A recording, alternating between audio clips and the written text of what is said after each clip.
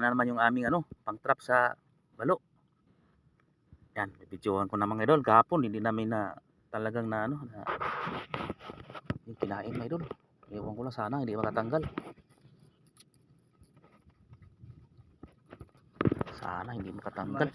Oh, ito mga idol. Maliit lang ito siguro. Mas malaki ito kahapon.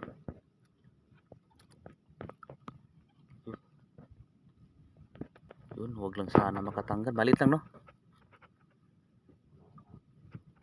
Maliit lang ang balo ang kumain mga idol. Pero okay lang, at least dagdag pang ulam.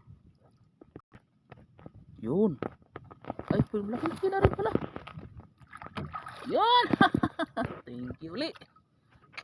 Yan, may dahil kinakain niya yung yung burlas. Hindi sa talaga siya makatanggal kahit anong gawin niya. Kami nga nahirapan na kami magtanggal. Warak talaga. Warak. Yun. May pangdagdag ulam na. Itong isda lang sakit ang mga idol. Nakabalot lang. Okay. Let's go. Huwi na kami.